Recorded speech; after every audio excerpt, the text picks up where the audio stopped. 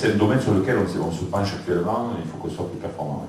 Alors les ressources physiques, peu, les ressources techniques, beaucoup. En novembre, chaque semaine, nous, on a des rappels et des grosses piqûres techniques. Voilà. Oui, donc chaque semaine, à chaque entraînement, pratiquement, soit sur des échauffements, soit en collectif de ligne, on essaye de remettre des points techniques importants. Derrière, on a quelques soucis au niveau de la gestuelle, donc c'est des choses qu'on répète constamment. On essaye de trouver de la fluidité entre les joueurs, ce qui n'est pas toujours évident parce qu'ils viennent de milieux différents et que finalement on les voit peu et quand ils rentrent dans leur club, de temps en temps les consignes sont aussi différentes, donc il y a des choses à refaire constamment, et c'est vrai que ponctuellement on essaie de vraiment mettre le doigt sur le détail et faire en sorte que ça s'améliore. Bon, je parle sous contrôle de Thierry, on prendra la dernière question, si elle est bonne, sinon on va de support et bien. C'est ça. On va y aller, cette pression. C'est la bonne question. On va laisser Eric le connaître. Ah oui. Il y avait une question, il y avait la dernière, il y avait... Oui.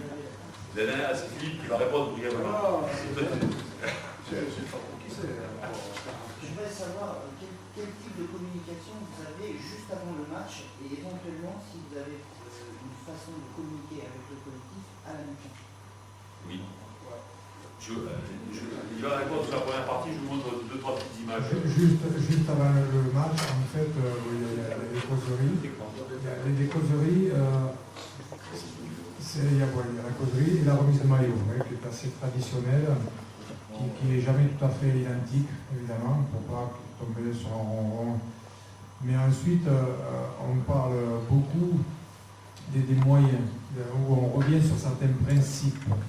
On ne refait pas tout l'abécédaire du jeune régiment, mais sur certains principes pour qu'ils puissent avoir quelques messages clés afin qu'ils puissent s'investir complètement. Ça va être toujours très ressenti sur la rencontre.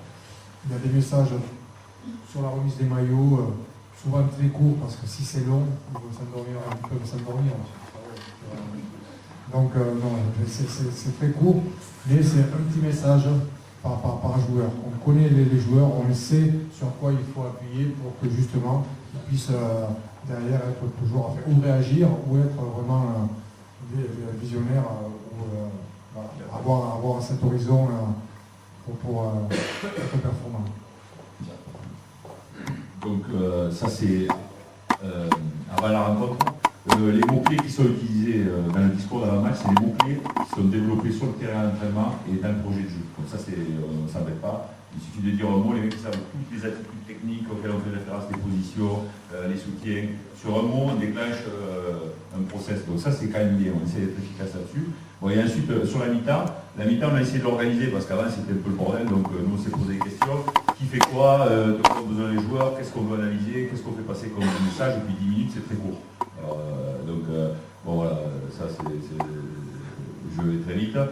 Les problèmes qu'on avait, c'était une mi-temps qui n'était pas assez préparée, pas assez structurée, on perdait beaucoup de temps. Alors ça, les préparateurs physiques, les kinés, les machins, ils vous poussent du temps à la mi-temps. Donc il faut vite les faire bosser et pas perdre de temps. Nous, les coachs, souvent on fait du yaourt, on parle pour rien dire, donc il faut aller à l'essentiel. Non mais c'est vrai, si on veut faire un constat, il faut trop d'informations. À la mi-temps, les mecs, on leur balance des infos, la plupart des infos qu'on leur balance, parce qu'on s'est auto-analysé, on s'était filmé sur les mi-temps, donc pour savoir un peu ce qu'on disait. Et on se rendait compte après que c'était pourri, quoi, parce que les mecs, on leur racontait des tas de trucs, mais qui ne leur servaient pas dans le match. Après, souvent on mettait de l'émotion, et à la sortie l'émotion c'est négatif, ça n'amène à rien, ça engendre en tout cas un manque de contrôle et pour certains joueurs de la nervosité. L'effet c'est que, pas chez nous, mais on a fait l'étude aussi un petit peu sur ce qui se passait avec les clubs top 14, en retour de mi-temps les mecs ont pas des cartons. Parce que, et souvent l'équipe qui est un peu dominée, ça a été mal géré, ou alors ils finissent de s'endormir et le match est plié. C'est que ça n'a pas été bon, s'assurer que tous les joueurs ont besoin d'informations, les mecs sont bien dans le match, sont clairs, ils n'ont pas besoin qu'on aille les perturber, il suffit de les laisser dans cette voie-là. Et puis après on a passé le temps pour faire le match. Bon, alors je passe rapidement. On s'est rendu compte que le joueur, lui, parce qu'on leur a posé la question, parce que le plus important qu'à la mi-temps, c'est pas nous, c'est le joueur. Qu'est-ce qu'ils ont besoin? Ils nous ont dit, il faut qu'on a besoin de calme, on a besoin de récupérer, de régénérer. Certains, évidemment, on a besoin de soins, on a besoin certains d'être remissionnés. Ils ont besoin de leur part, quel que soit le résultat, parce que c'est souvent quand le résultat n'est pas très favorable, ils ont besoin de confiance, toujours de motivation et d'être réactivés. Voilà. Ça, c'est nous qui avons mis les mots, mais ça découle de ce qu'on a, de ce que nous ont dit les joueurs. Oui. Réactiver, c'est d'un point de vue physique. C'est-à-dire qu'ils ont besoin de rentrer, de se poser, de se calmer, de laisser retomber. Alors, il y a des facteurs physiques qui diminuent, qui tombent, tu récupères. Et avant de repartir sur le terrain, ils ont besoin de vraiment se reconditionner, se réactiver. Donc, c'est quelque chose qu'on en a pris en compte aussi. Donc, un micro-échauffement, un truc un peu pour les remettre avec du gaz. Voilà. Alors donc nous on essaye de voir quels sont les points forts, les nôtres, et les points faibles de l'adversaire. Inversement, quels sont les joueurs en difficulté? Dès qu'on les a repérés, nous avec Coco et avec Philippe, on est ensemble en haut, donc on fait un pointage du haut déjà. Avec Coco à la mi-temps, on essaie de se voir 2 minutes avant de rentrer, et on sait que celui-là, le mec en difficulté, ça ne sert à rien de le laisser, ça fait le collectif, il faut l'enlever, celui-là il faut l'enlever, bon, celui-là il va falloir être attentif. Pertinence de la stratégie, donc on avait défini un axe stratégique sur la rencontre, est-ce qu'il est bon, est-ce qu'on le garde ou est-ce qu'on passe au plan B, parce qu'on fait plan A, plan B, et est-ce que la stratégie qu'on a définie, si elle ne fonctionne pas, c'est parce qu'elle n'est pas bonne, donc on passe au plan B, ou parce qu'elle n'est pas appliquée. Donc ça aussi, ça fait partie du missionnement des joueurs. Voilà, alors on essaie de s'adresser à l'individu, aux avants, aux trois quarts, à l'équipe, on varie les modes de communication. Il y en a, il faut parler, il y en a, il faut monter un peu le ton parce qu'ils sont sourds. Il y en a, il faut écrire les mots-clés. Il y en a, il faut aller un peu les réveiller. Bon, voilà, ça se fait naturellement, mais bon, on a essayé un peu de l'organiser. Et donc, on a essayé de faire notre mi-temps comme ça. Ils rentrent pendant 3 minutes, ils récupèrent, ils se réhydratent, ils mangent, ils ont des produits, ils ont des fruits, des trucs, des machins. Ça, c'est le médical et le fitness. Nous, alors, par contre, là, on a rectifié beaucoup avec le médical. Je veux dire, une petite anecdote, c'est que on a un joueur qui est blessé gravement. Qui a quand même un gros pet. Il rentre à la mi-temps. Qu'est-ce qu'ils vous font? Le toubib, le kiné, les préparateurs physiques, ils vous l'opèrent. Ils s'occupent que de lui. Mais c'est naturel, dans toute leur formation de toubib, on leur dit, écoutez, l'urgence, c'est le mec le plus gravement atteint. Et nous, c'est exactement le contraire.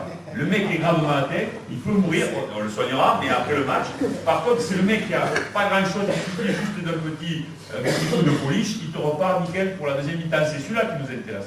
Alors on a dû, je caricature exprès, mais on a dû bosser un peu avec le staff médical pour qu'ils prennent les habitudes contraires à ce qu'on leur dit. Nous, c'est la médecine de guerre. C'est-à-dire que le mec il ne veut plus aller au combat, et on l'achète et puis on voit les autres. J'exagère, hein, mais bon, voilà, on a dû rectifier un peu. Et donc, effectivement, maintenant, ils ont chopé le bon réflexe, c'est qu'ils s'occupent des mecs qui ont juste besoin de petits coups de petits straps, de petits trucs, de petits machins, je sais pas, des fois un poing, mais vite fait, et ils peuvent repartir au combat. Les autres, on les soigne, on leur fait tout ce qu'il faut, on a une cellule médicale, enfin, je dis ça, une cellule médicale énorme, des IRM, des trucs de partout, mais bon, pas à la mi-temps, pas à la mi-temps. Alors, nous après on fait bilan, alors on va voir individuellement certains mecs, dès qu'ils sont récupérés, nous on pose, c'est les mecs, on les a identifiés, on les a pointés avant, voir un peu écouter, avoir de l'intérieur le message aussi, les leaders souvent, derrière